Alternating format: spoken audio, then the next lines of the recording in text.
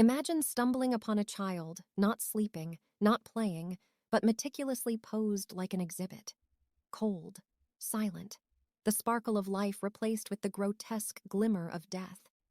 Just what sort of monster would do this? What do they gain from stealing innocence and crafting horror? Dare to find out? Now, as we prepare to dive into our story, make sure you're comfortable. Are you ready? It's story time. Chapter 1. The Unsettling Discovery. Eddie's life was a well-worn path of routine, like an old country song that everyone in town knew by heart. He'd wake up with the birds, eat his breakfast of toast and eggs, then head out to the woods for his morning walk. He was a solitary man, more comfortable with the whispering wind in the trees than the chatter of folks at the local diner. His feet knew the route like old friends, worn shoes treading familiar ground. He'd meander through the woods, occasionally pausing to watch a squirrel skitter across a branch or to listen to the distant babbling of a creek. Nature was his solace, his private retreat from a world that didn't quite understand him.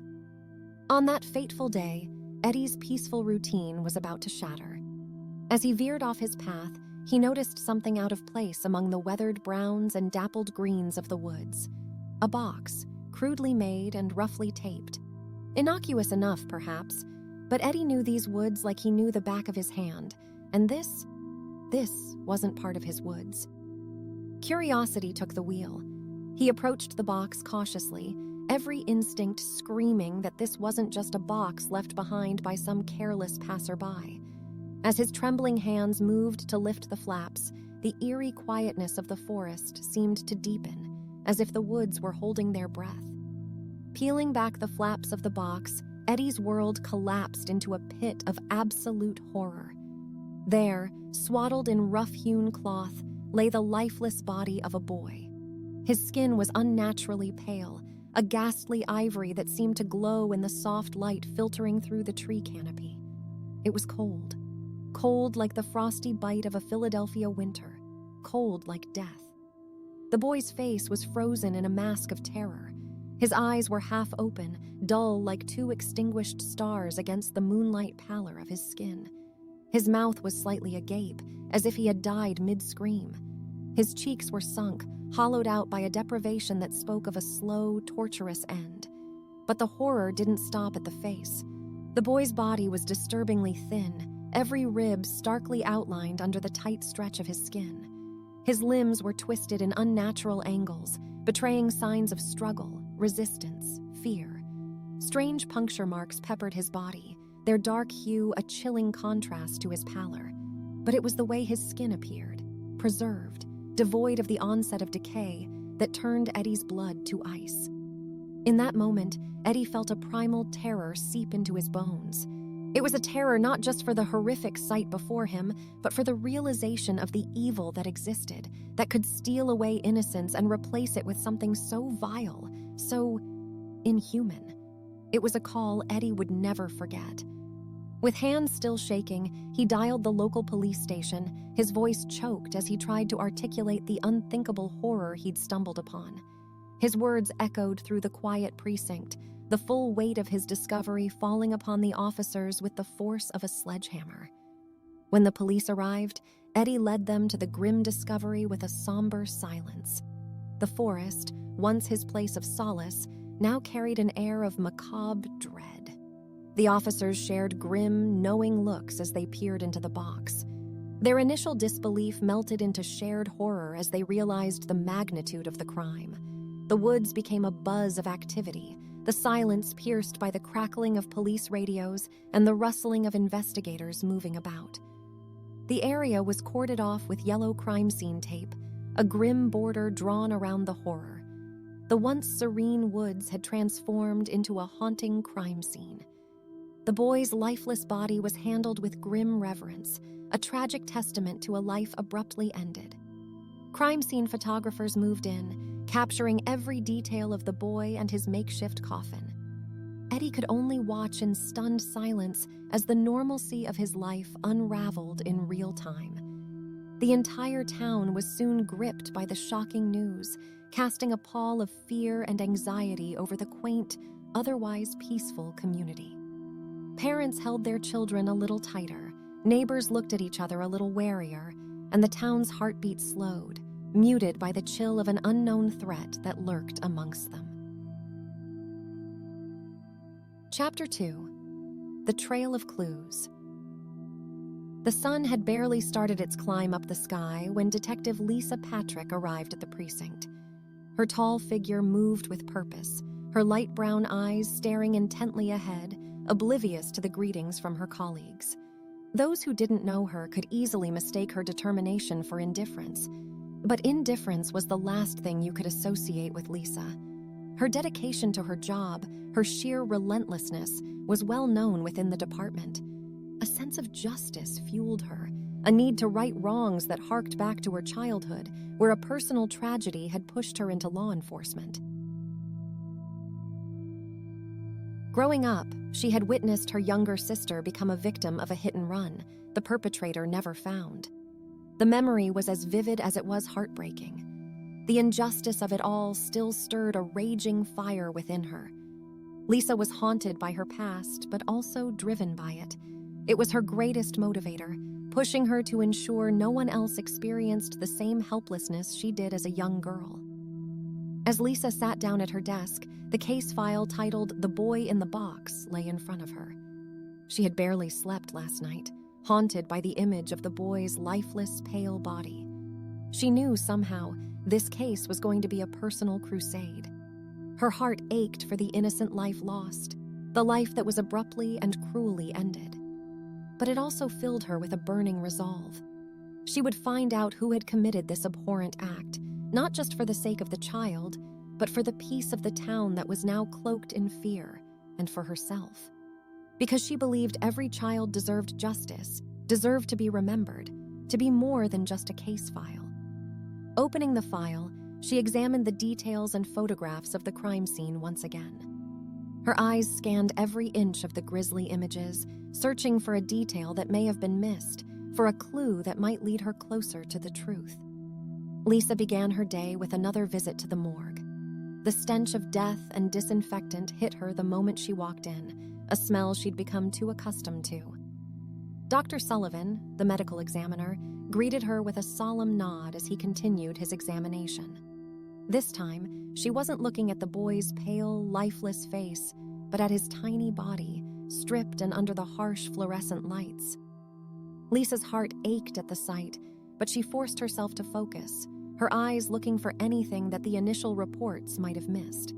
Sullivan was the first to speak. "Look at these, Detective," he said, pointing to several puncture marks on the boy's arm. Lisa leaned closer, her eyes squinting to make out the tiny wounds. They were not random, and some were in the shape of what looked like an intricate pattern. "Any ideas?" she asked, keeping her voice steady. "I've seen many things, Lisa, but this..." He trailed off, shaking his head. "It's unusual.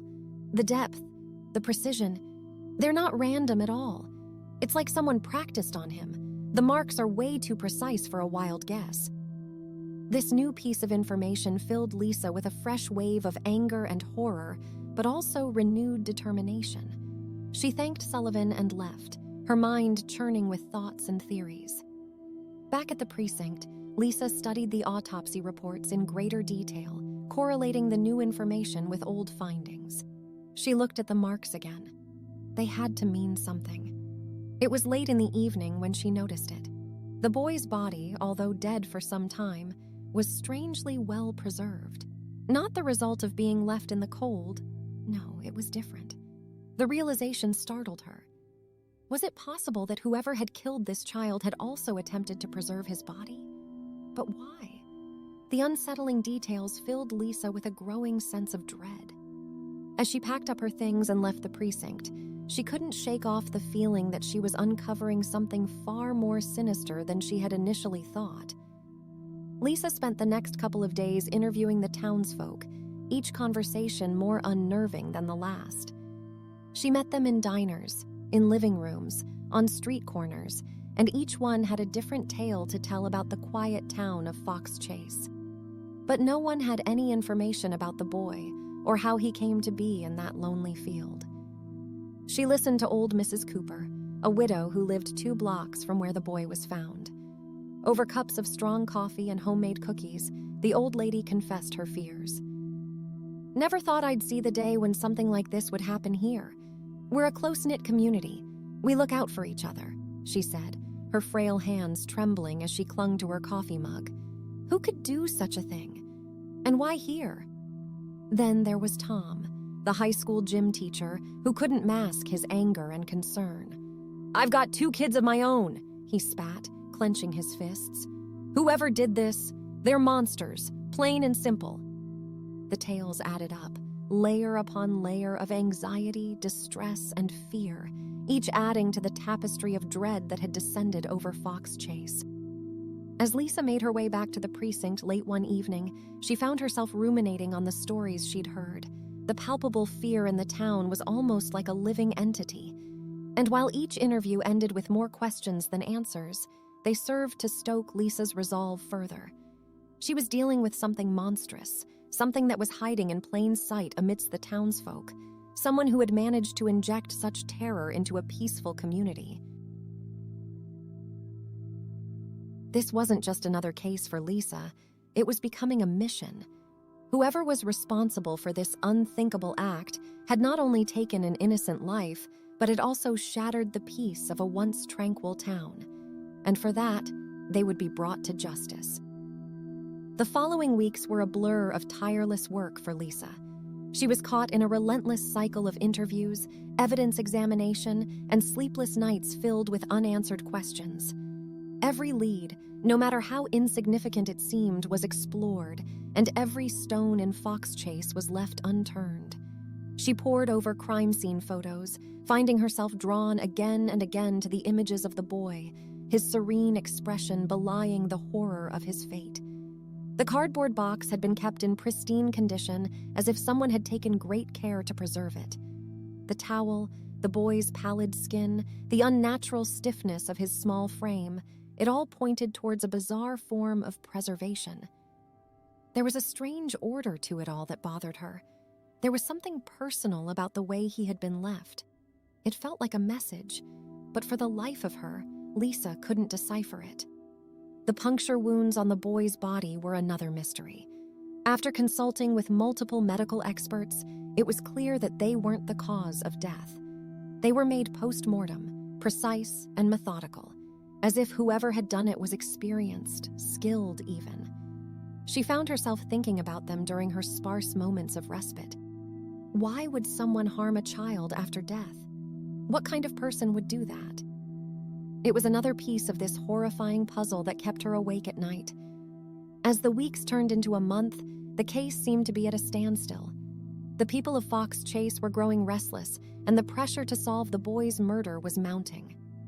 Despite the dread that was slowly creeping into her, Lisa couldn't afford to let her determination waver. The face of the little boy, frozen in a hauntingly peaceful slumber, was a constant reminder of why she had to keep going. Why she had to uncover the truth. Chapter 3. The Unveiling of the Monster. A chill ran through Lisa's spine as she turned onto the quiet street where her lead resided. Tall oaks, their branches heavy with summer leaves, lined the sidewalk, casting long shadows over the modest houses. At the end of the street stood her destination, a quaint Victorian, with paint chipping off the wooden siding, giving it an air of abandonment. The garden was overrun with weeds, save for a clear path to the front door. A brass nameplate reading "Walter Gibbons, Taxidermist" gleamed in the sunlight. For a moment, Lisa hesitated, her mind riddled with countless questions. Was this man capable of such a horrifying crime? Was this where the poor boy's life had been cruelly snuffed out?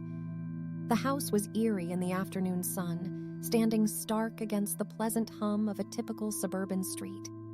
It was a scene that mirrored the paradoxical reality of their quaint town being the backdrop to such an abhorrent crime. Lisa had first learned of Gibbons when she found a receipt for taxidermy supplies among the items the first officers had collected near the crime scene. It wasn't much, but in a case running cold as fast as this one, she had clung to it, tracing it back to this rundown Victorian. The receipt bore the name Walter Gibbons, a man known locally for his strange obsession with creating lifelike models of animals. She stepped out of her car, the gravel crunching under her shoes, breaking the silence that hung in the air. With a final deep breath to steel her nerves, she moved toward the house. As she approached, she glanced into the window. What she saw took her breath away. The room was filled with lifelike models of local fauna, deer, rabbits, even a fox frozen mid-pounce. Each model was incredibly intricate, displaying a level of craftsmanship that was both admirable and eerie. The animals seemed alive, their eyes shimmering with a spark that wasn't quite real, but wasn't quite false either. She was reminded of the uncanny valley, the uncomfortable feeling people get when something is almost but not quite human. It was strange, unsettling, and it tied a knot of fear in her stomach. But it wasn't enough. Lisa knew she had to find more, something that could conclusively link Gibbons to the murder. And for that, she would have to dig deeper. After her initial visit to Gibbons' house, Lisa took it upon herself to delve deeper into his life. She visited the local library and pored over public records, seeking any glimpse into the man behind the lifelike models. The portrait that began to emerge was as unsettling as the uncanny animals adorning Gibbons' home. Walter Gibbons, born and raised in Philadelphia, lived an isolated life. Records showed that he had no family or close relatives, and he had been living in the same house since childhood. His parents, both deceased, had left him the family home where he had set up his taxidermy practice. More troubling were the records of mental health issues. Gibbons had been hospitalized several times during his teenage years for unspecified psychological problems. The reports were sparse on details, a common practice of the time, but they hinted at disturbing behavior patterns. One entry noted that he was prone to fits of rage and extreme isolation. Another spoke of disturbing fantasies that Gibbons would often lose himself in. Lisa also found records of school expulsion due to a grotesque incident involving a deceased pet brought to the school grounds. The details were vague, but the implication was clear. This incident seemed to be a precursor to the man's fascination with death and the preservation of life in its most lifeless form. Gibbons, however, had no criminal record. Lisa knew that this wouldn't necessarily rule him out. Many dangerous individuals managed to avoid the law until they committed a crime too heinous to overlook. But it did make her task more difficult. How could she link a man with no criminal history to such a gruesome crime? She sat back in her chair, her mind abuzz with thoughts. A picture of Walter Gibbons was forming in her mind, a deeply troubled individual with a fascination for preserving life, an individual who had managed to remain a ghost in the eyes of society, his gruesome interests hidden behind the facade of his quaint home and his intricate artistry. Her gut churned with a sense of dread. She was convinced that she was onto something, that Gibbons was more than just a strange, reclusive taxidermist. The next step was to gather tangible evidence, and for that, she needed to get inside that house again.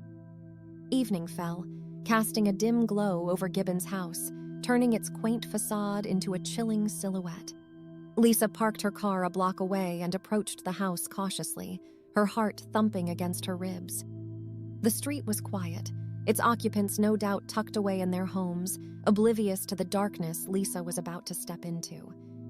She walked up to the front of the house, doing her best to blend in with the fading evening light.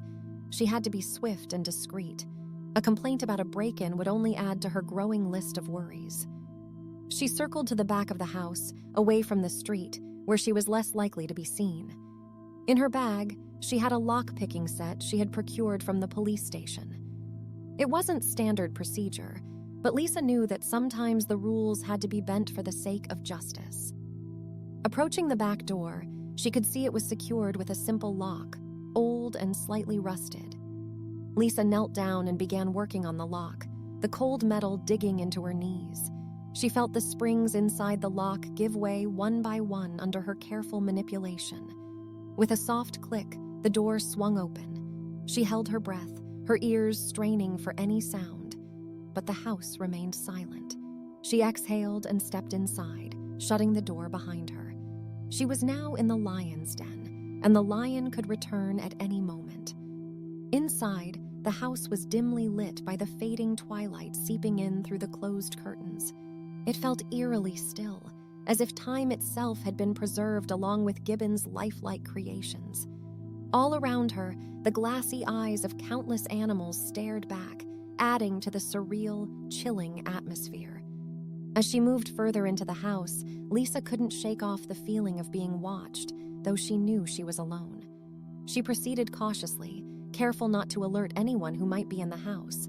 The house was just as she remembered it, neat, clean, with every object in its place. It seemed almost impossible to reconcile this outward appearance of normality with the horrific deeds she suspected Gibbons of. Then she saw it. A trapdoor concealed under a large rug in the living room. A cold shiver ran down her spine. She had found what she was looking for. Pulling back the rug, Lisa's gloved hands found the cool metal ring of the trapdoor. She tugged at it, and it creaked open, revealing a narrow set of wooden steps leading down into pitch darkness. A rush of cold, stale air billowed up from the basement, carrying with it an odor that sent chills down Lisa's spine.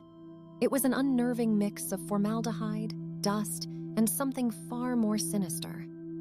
With a deep breath, Lisa flicked on her flashlight and started the descent, the wood groaning under her weight.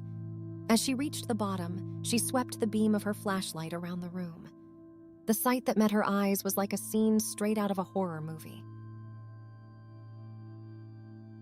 Life-sized models of children, pale and unnaturally still, populated the room.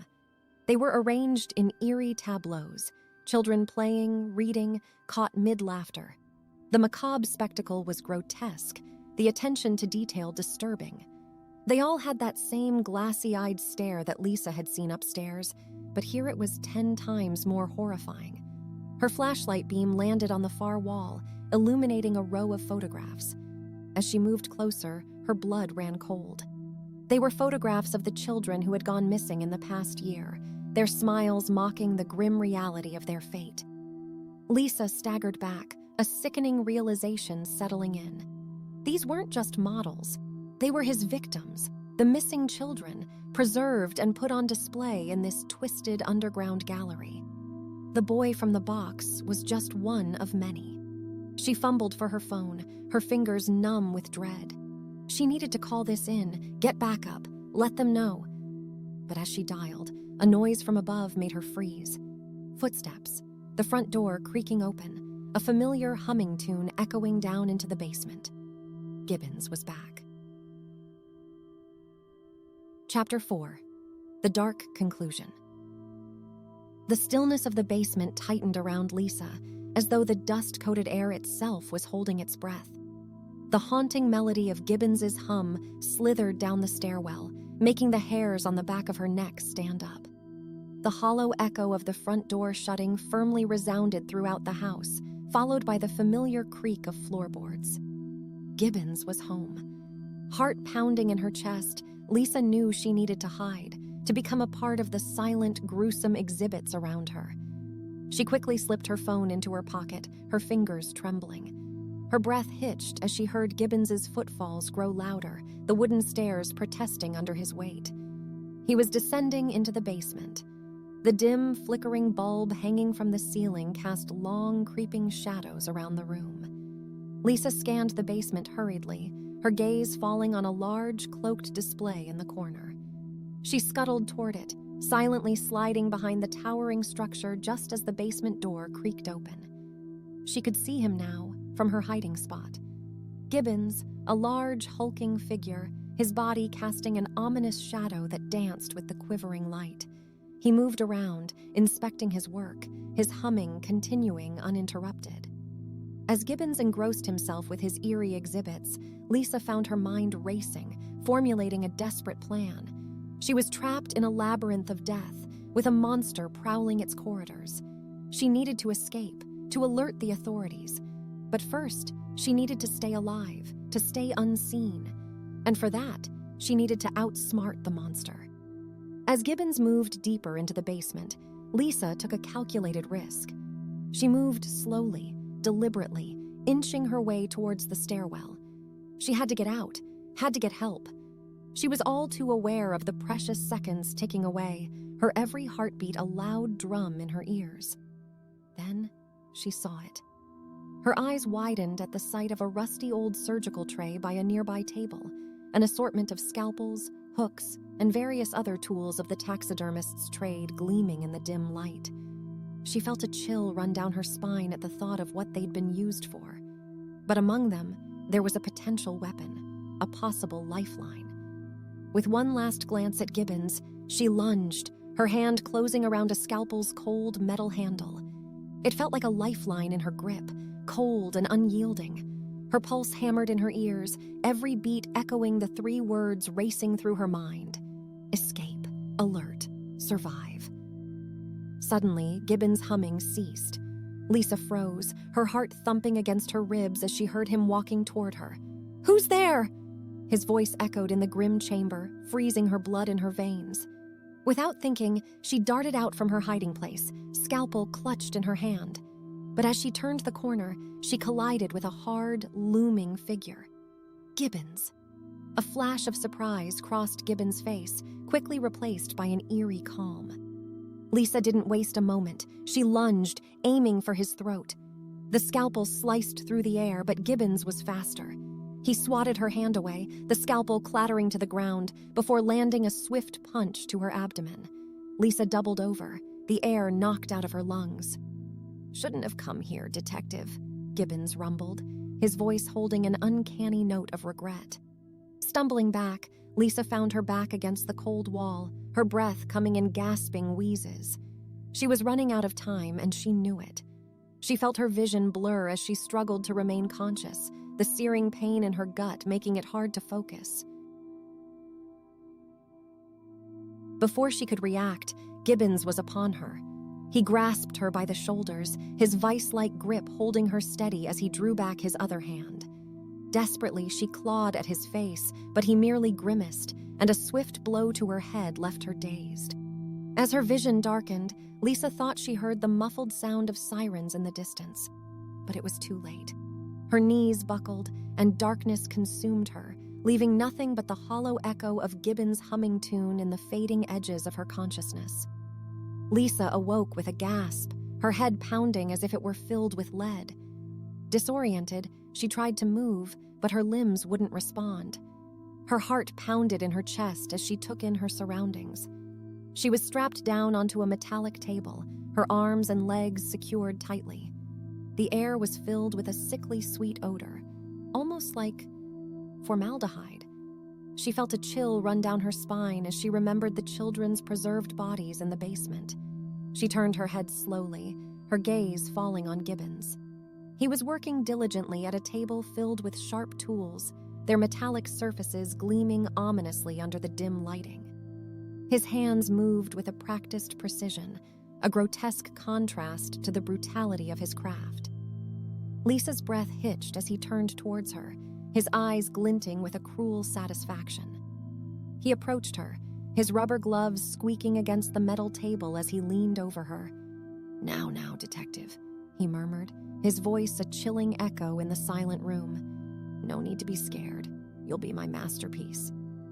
Lisa's heart hammered in her chest as he turned back to his tools, selecting a sharp scalpel. The sirens seemed like a distant dream now, drowned by the horrifying reality of her predicament. As Gibbons moved towards her, the scalpel glinting menacingly, Lisa's world began to narrow, the edges of her vision growing dark. Her last thought before the darkness claimed her was a desperate plea for help that would never come. As our story comes to a close, let the lull of this soothing ambiance continue to cradle you further into your journey of calmness and rest. Thank you for allowing me to be a part of your relaxation and sleep routine tonight. Remember, each day brings a new story, and each night brings a fresh chance to regenerate, to dream, and to become more of who you are. Good night, dear listener. Until our next story, sleep well and dream beautifully.